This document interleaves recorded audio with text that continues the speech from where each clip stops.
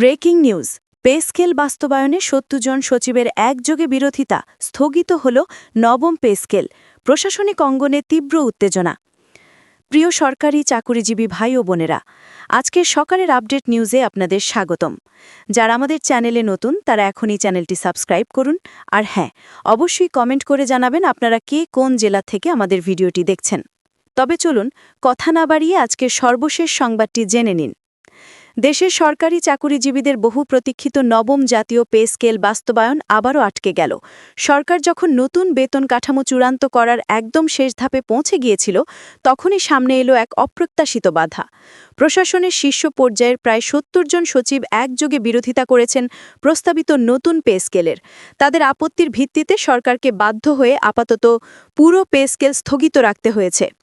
প্রধান উপদেষ্টার কার্যালয়ের সূত্রে জানা গেছে, এক জরুরি উচ্চ পর্যায়ের বৈঠকে সচিবরা স্পষ্টভাবে জানিয়েছেন, নতুন কাঠামো বাস্তবায়িত হলে প্রশাসনের নেতৃত্বের ভারসাম্য নষ্ট হবে, উচ্চ পদস্থদের দায়িত্ব ও অভিজ্ঞতার সঙ্গে বেতন ব্যবধান খাপ খাবে না এবং গ্রেড ভিত্তিক মর্যাদা ব্যবস্থায় বিশৃঙ্খলা দেখা দেবে।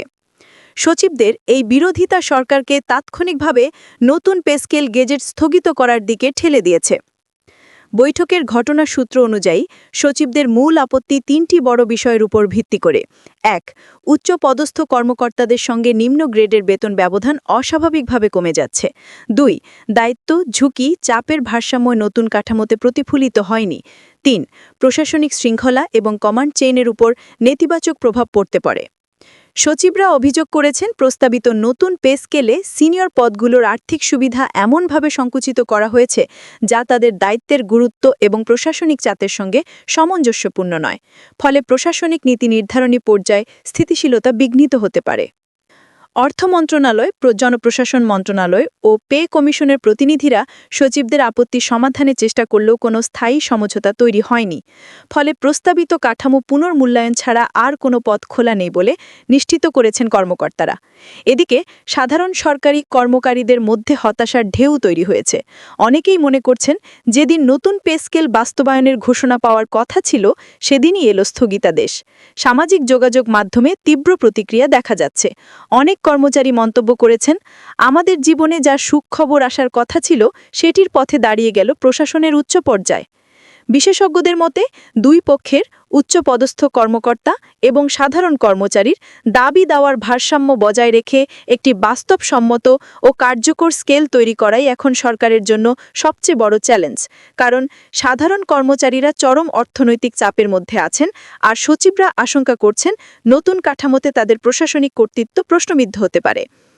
সরকার ইতোমধ্যে জানিয়েছে, একটা বিশেষ পুনর্বিবেচনা কমিটি গঠন করা হবে যারা নতুন পে স্কেলের খসড়া আবার মূল্যায়ন করে সংশোধনী প্রস্তাব দেবে।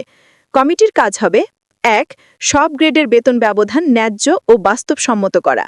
২. প্রশাসনিক নেতৃত্ব কাঠামোর ভারসাম্য অক্ষুণ্ণ রাখা। ৩. কর্মচারীদের অর্থনৈতিক চাপ কমানোর বাস্তব উপায় বের করা। ৪. অর্থ মন্ত্রণালয়ের সক্ষমতা বিবেচনা করে টেকসই স্কেল তৈরি করা। উল্লেখ্য, কমিশন শুরুতে ৩ থেকে ৪ গুণ পর্যন্ত বেতন বৃদ্ধির সুপারিশ পেয়েছিল বিভিন্ন সংগঠন থেকে, কিন্তু সচিবরা এই প্রস্তাব সরাসরি প্রত্যাখ্যান করে বলেছেন, এটি দেশের বর্তমান আর্থিক পরিস্থিতি অনুযায়ী বাস্তবসম্মত নয়। ফলে সরকার এখন দুই চাপে: একদিকে ২২ লাখ গণকর্মচারীর দাবি ও আন্দোলনের চাপ, অন্যদিকে প্রশাসনের শীর্ষ সচিবদের আপত্তি ও অবস্থান।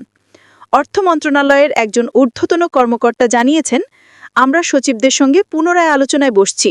উদ্দেশ্য একটি ন্যায্য, গ্রহণযোগ্য ও টেকসই পে স্কেল তৈরি করা। কোনো পক্ষকে বাদ দিয়ে সিদ্ধান্ত নিলে প্রশাসনিক স্থিতিশীলতা নষ্ট হবে।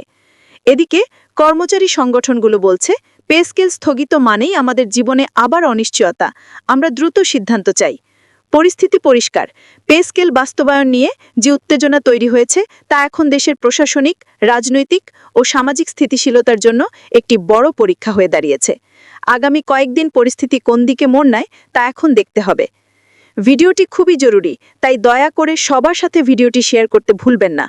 আর নতুন ভিডিও আপডেট পেতে এখনই চ্যানেলটি সাবস্ক্রাইব করুন।